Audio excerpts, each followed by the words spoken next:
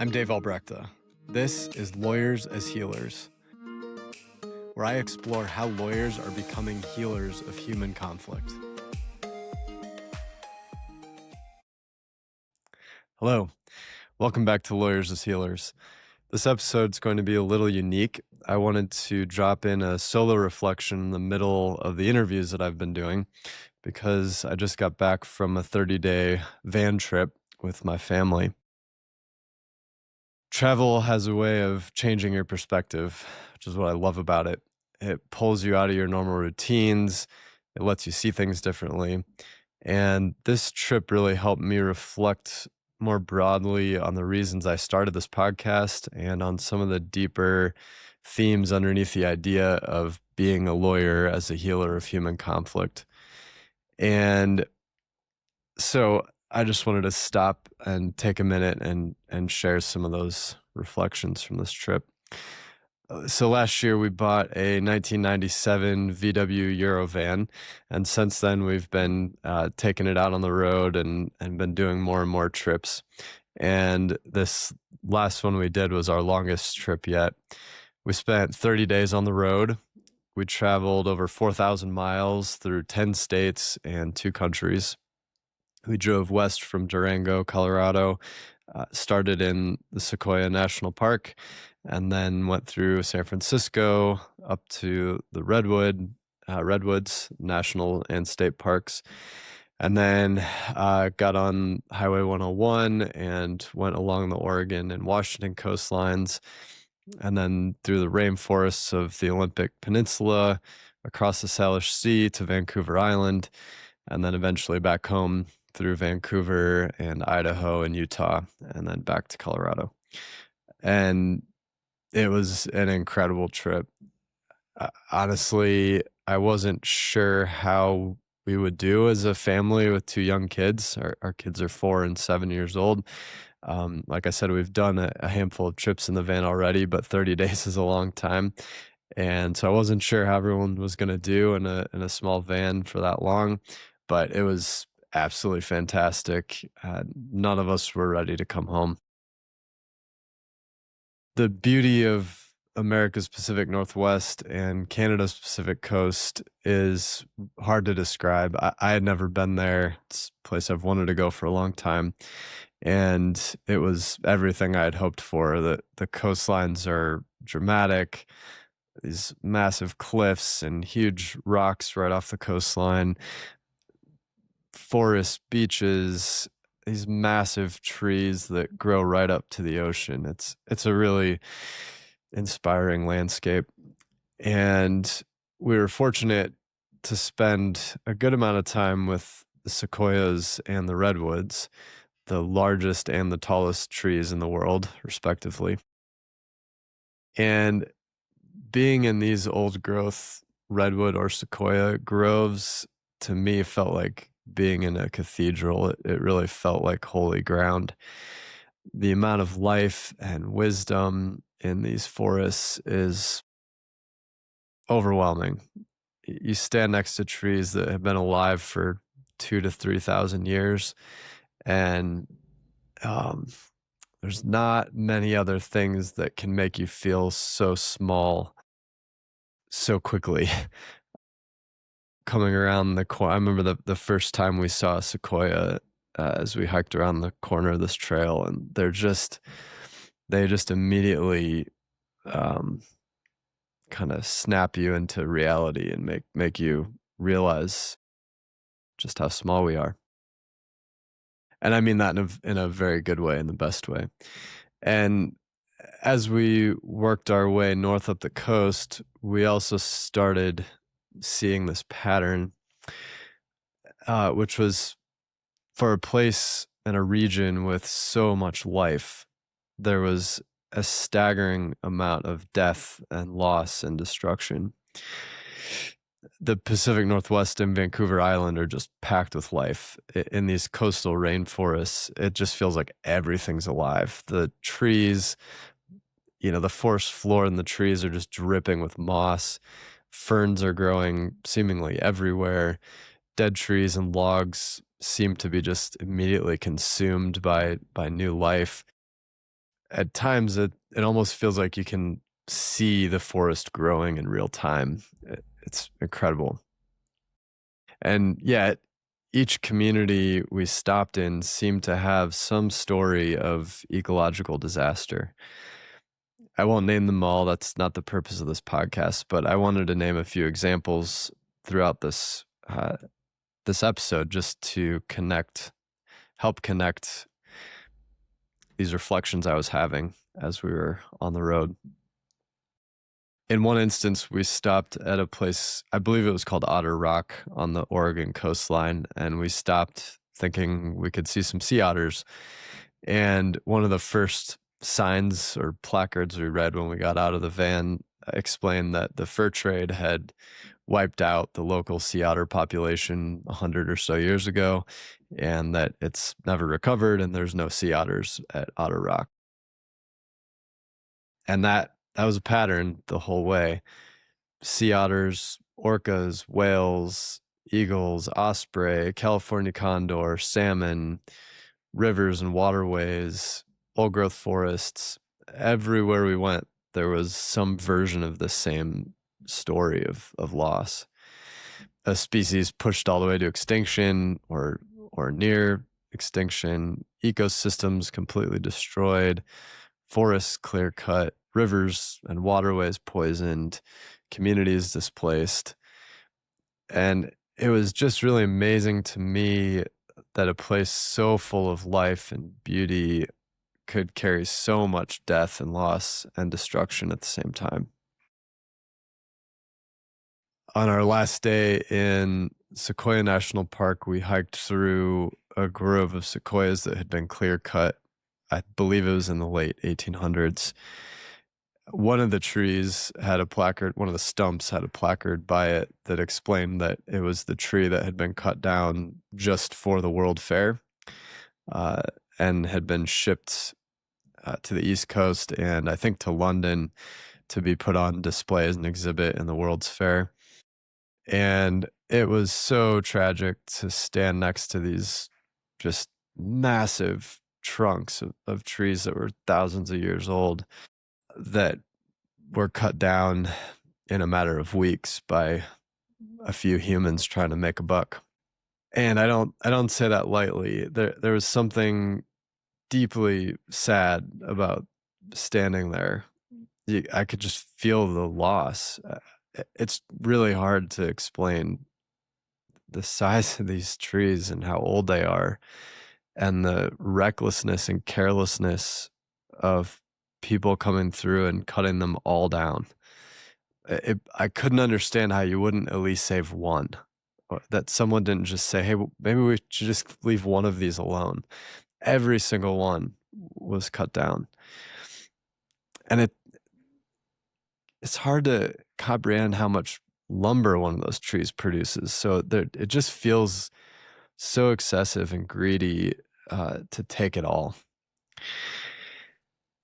And as we moved north, as we passed through areas of active logging and actually saw forests being clear cut or that had just been clear cut, I couldn't help but think about systems on a broader scale. And at the end of the day, that's really what this podcast is all about. It's about systems, more specifically, the legal system and the legal industry. And the ecological disasters that we witnessed on this trip are just really clear physical manifestations of what happens when systems get out of hand. And they pointed to one simple systemic problem, which is when a system is driven primarily by money, it becomes very good at extraction and very bad at stewardship. And that was this pattern that was just so obvious up there. Extraction of lumber, extraction of animal pelts, extraction of whales, extraction of land, extraction of people from land. The examples just go on and on and on. And at the root of almost every single one of these stories is the same basic movement, which is take something living, full of life, turn it into a commodity, extract as much value from it as possible, and completely ignore the consequences. When you're standing next to a forest that's been clear cut, you can almost, the questions that arise for me, you can just feel the motivating questions kind of emanating from the space. How much can we log? How fast can we do it? How many trees can we get to market? How much money can we make while reducing the costs? So how efficient can we be? You could see those questions in the landscape, in the utter destruction of everything. You know, these forests have trees of all ages, and yet the loggers only take the ones that will make them money, but they cut everything down. And so there are these massive piles of scraps, of waste, of trees that they didn't take, that are too small, that just get piled up and left there. And so again, this question of stewardship versus extraction, that how are we not doing this in a way that those things get to continue living? Seems to me like it would be of value to the lumber industry to leave trees that are growing, that already have 10, 15, 20 years of growth.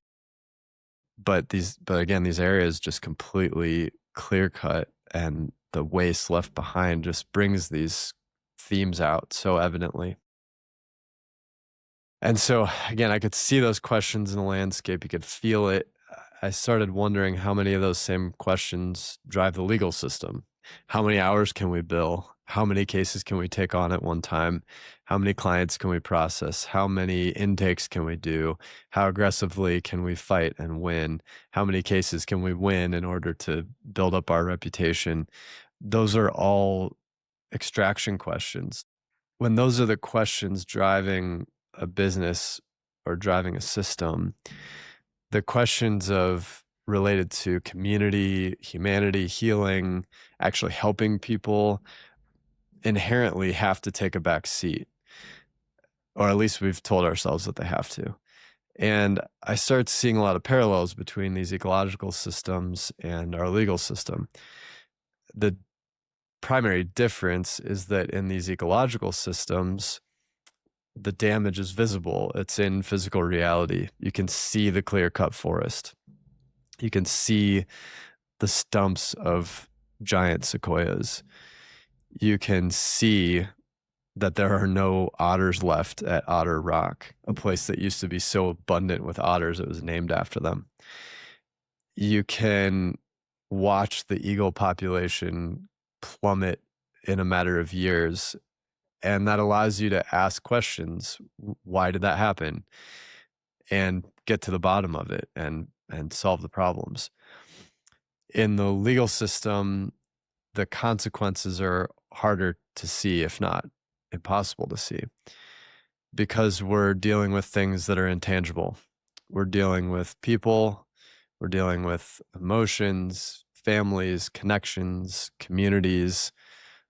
We're dealing with values, and we're dealing with things like trust and dignity, and we're dealing with relationships. These things are all, you can't see them very well, and you certainly can't physically touch them, and it makes it harder to see the consequences of what we do as attorneys. But that doesn't mean the consequences aren't there. I also want to be clear, as I have in other episodes, I don't believe lawyers are bad people. I don't believe loggers are bad people. I don't think most people inside these systems are waking up in the morning with a mission to destroy forests or communities or lives. Actually, in a lot of cases, think the opposite. But it's also very evident that people get swept up in the systems that they are in, and that questioning systems is extremely difficult, and challenging the status quo is extremely difficult. But I do think we have to be willing to look honestly at the systems that each one of us participate in, and ask what they are leading us to become? And even more importantly, what are the foundational questions underneath that system that incentivize the work that we do? And reflecting on all of this during the trip really took me back to college. I went to the College of Worcester, where every student has to complete a senior thesis called independent study. I was a philosophy major, and my thesis was on environmental ethics. And the question I was exploring in that project was whether there's a source for a moral obligation to preserve wilderness areas.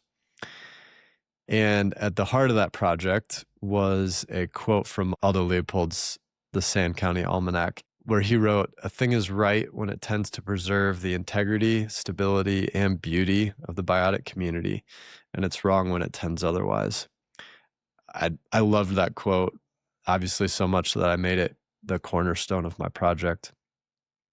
And that quote kept coming up for me on this trip, standing in these forests, seeing the effects of commercialization, capitalism, seeing what happens when a living system, a biotic community is treated only as a resource and nothing else.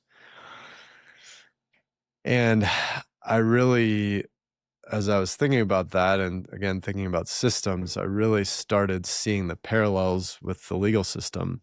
And I found myself wondering what would happen if we applied Leopold's wisdom not only to biotic communities, but to human communities. And so, what if we said an action is right when it tends to preserve the integrity, stability, and beauty of the human community, and it's wrong when it tends otherwise? What if we use that as the guidepost as lawyers? How would that change how we behave, how we interact with clients, how we interact with the other party? What if we began seeing clients not only as an individual with a legal problem, but a part of this much larger human community? What if our role was not only to do what's right for our client in any given narrow legal sense, but also to help them understand where they fit in this web of human relationships? How would that change how we advise our clients? How would it change how we negotiate? How would it change how we litigate? How would it change the way we talk about or to opposing counsel? Ecology is the study of relationships inside living systems. It looks at food chains, habitats, interdependence, balance, and the way that every part of a system affects any other part. I have to note before I go on, um, this is not new wisdom. It's new for Western society. Ecology is still a fairly new science and only became kind of popularized in the middle of the 1900s. But indigenous communities have understood this for thousands of years. This is just another example of Western culture just now catching up. And I'll also note, while I'm on this side note, that another part of what we witnessed on this trip was not only ecological destruction, but the damage done to indigenous people and their communities. We drove through many reservations. We also saw the difference between how America treats and handles its indigenous populations versus Canada, which I think there's a pretty big difference from what I could see. And the whole trip, we drove across land that was stolen from people who had lived there in these places for thousands of years. And that destruction, the destruction of communities and cultures and languages and relationships to land and knowledge and understanding and wisdom about land and natural systems, is inseparable from the ecological disaster and destruction that we've caused. It's the same exact pattern. It's the same forces at work. It is extraction without stewardship. It's power without humanity or humility. It's taking without regard for what's left behind. And I think our human communities, I don't think, I really believe that our human communities function in the same way. When one person is impacted, that impact ripples out to many other people, into families, into workplaces, into neighborhoods, into communities. When someone is traumatized by anything, but here we're talking about being traumatized by the legal system, that doesn't stay contained inside the case. It doesn't stay contained within the pleadings, within the caption, within our office, within the work that lawyers do. It moves, it spreads, it impacts everything in that person's life. It affects marriages, it affects kids, businesses, friendships, physical health, trust. It affects everything. And I think today we can see cracks in our human communities everywhere. I don't know that many people would disagree with that. There's discussions about having a third place, that it seems like we don't have communities like we used to, community spaces where we can go and just be in community with people. And there's plenty of blame to go around for this: technology, globalization, consumerism, isolation, politics, social media. You could go on and on and on about how we got to where we are. But I think the legal system needs to be included in that list, and I don't think it often is. And if we're all willing to accept that lawyers are here to help people move through conflict in a nonviolent way, then we have to be honest about what happens when the legal system strays too far away from that objective and begins to commodify conflict, which I think is what was happening. Another thing on this trip was being on the highway for extended periods of time and seeing just endless billboards for lawyers and law firms. And in the US, those billboards are all about winning, victory, defeating the other side, winning at all costs. I mean, these are all billboards. They're right in our face. It's just all about winning. It's about money. It's about victory. It's about aggression. It's about domination. And I understand why. I was a part of that system for 10 years. I practiced in that system. I behaved that way as a lawyer.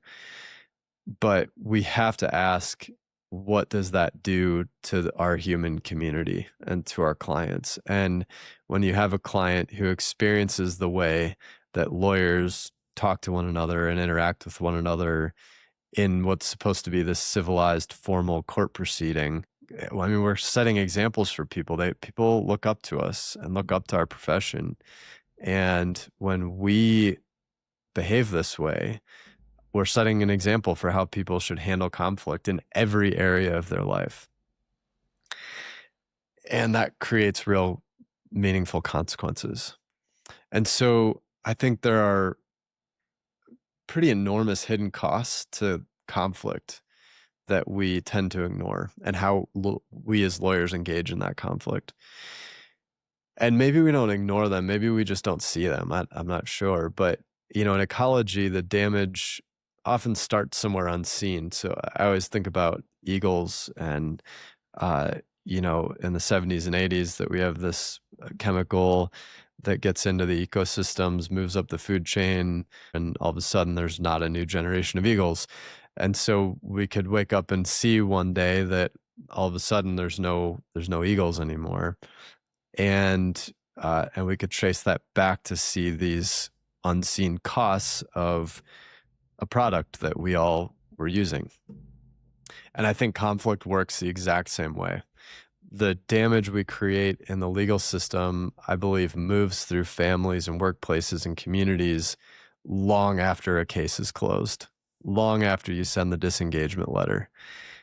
And it's not seen initially. And I think as it ripples out, it can get bigger and it can grow and it moves up and into these chains.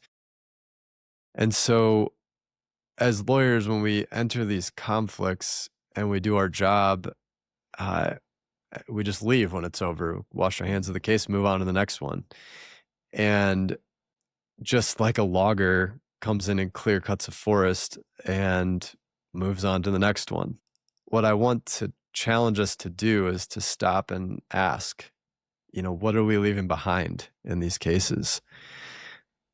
Are we leaving behind this barren wasteland with piles of what we consider waste? And the clients still have to live with each other after the case is over. They often have to interact with each other, run into each other at the grocery store or wherever.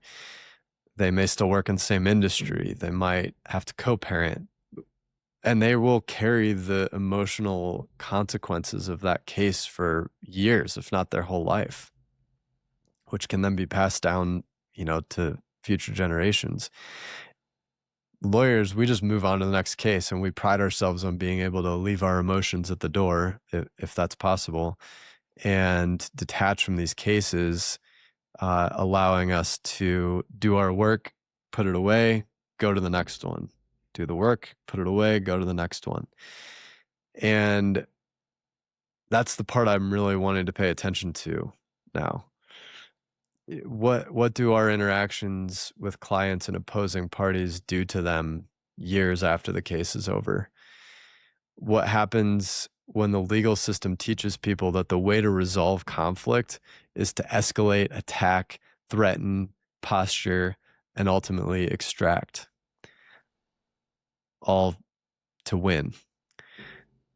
This should require us to zoom out for a second and not just think about winning the case, not just think about getting that one piece of evidence that we think is going to win the day, not just think about the deposition or the motion or how many cases we've settled or how much money we've won for our clients, but to think about the larger human system that we're very much interacting with and supposed to be stewards of.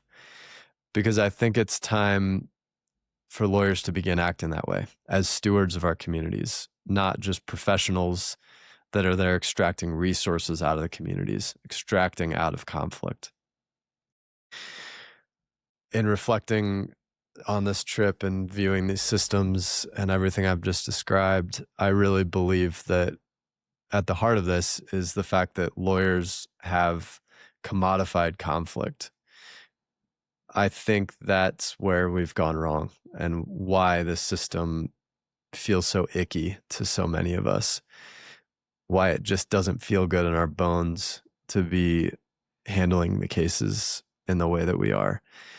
This isn't, and for me on this trip, it wasn't just a intellectual connection. It was really more of a felt experience.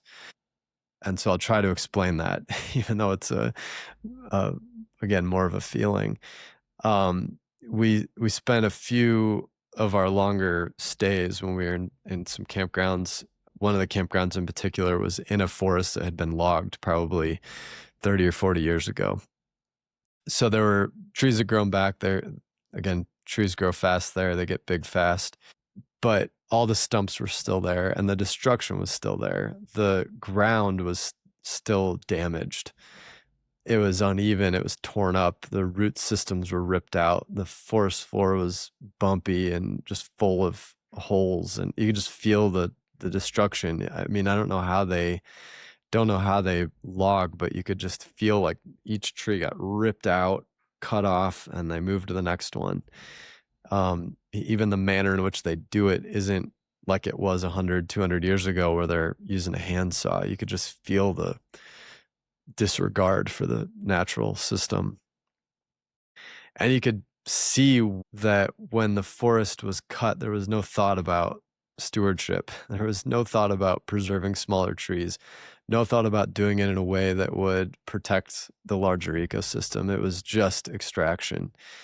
And being in that forest and sitting there for a few days, I couldn't help but thinking about parts of the legal process, a deposition, a cross-examination, a demand letter, a negotiation, an argument with another lawyer, and how often was I, or do we as a uh, a system, approach these moments purely as moments of extraction. How do I get the admission?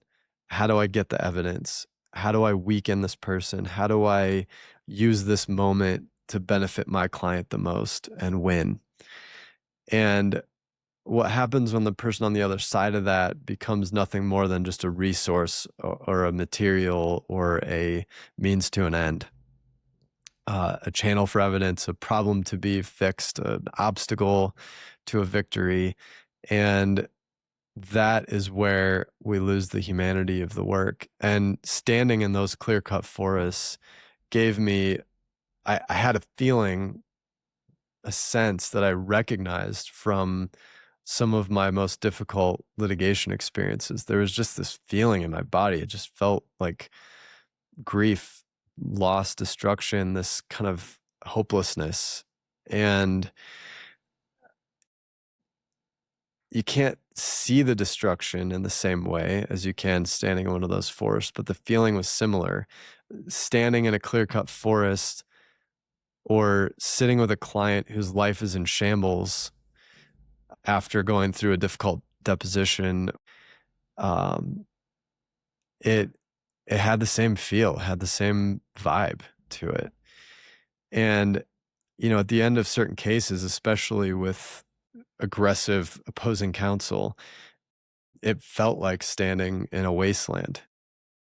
Everything had been destroyed. Everyone's exhausted. The relationships were worse off. Trust had been obliterated. Lawyers got paid. The file was closed, and the clients are left to deal with the aftermath and whatever the remains were. So that really summarizes my reflection or critique, whatever you want to call this, on how we are managing and approaching these systems as lawyers. I think sometimes we excuse ourselves as if we are outside of that and that we can kind of do no harm because we are lawyers and engaged in this noble profession. But we're not immune. We're not above this. And I think, unfortunately, we've been sucked into it, and it's time to crawl out and get back on our feet. So I don't want to end there, because the other thing we saw on this trip was resilience. And natural communities, biotic communities, are incredibly resilient, almost miraculously resilient. In some ways, they're far more resilient than human-created systems are, like systems of law or government or economics.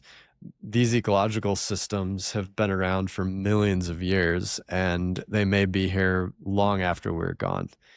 And for as many stories of destruction that we encountered on this trip, there were also many stories of restoration, species rebounding, habitats recovering, people realizing that what we did was wrong and trying to repair it.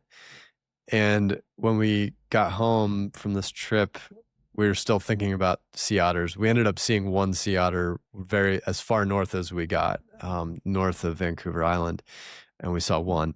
And so we found a children's book at the library called Sea Otters, The Predators That Saved an Ecosystem by Patricia Newman. It's a great book if you have kids that are interested in that kind of thing. And the first line of the last chapter of that book said, "We are living in an age of restoration." I just loved that. And it was like a nice breath of fresh air after these reflections, which are admittedly a little pessimistic. And so I also believe this. I really do believe we are living in an age of restoration. You can look around and see that.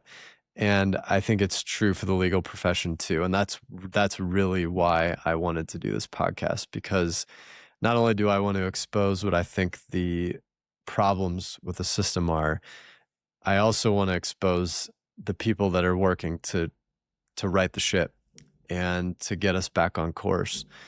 And I really believe the legal system can be improved and can do better. I believe it will.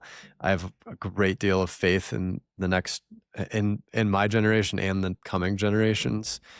And I think the newer, younger generations of lawyers are asking different questions, good, challenging questions.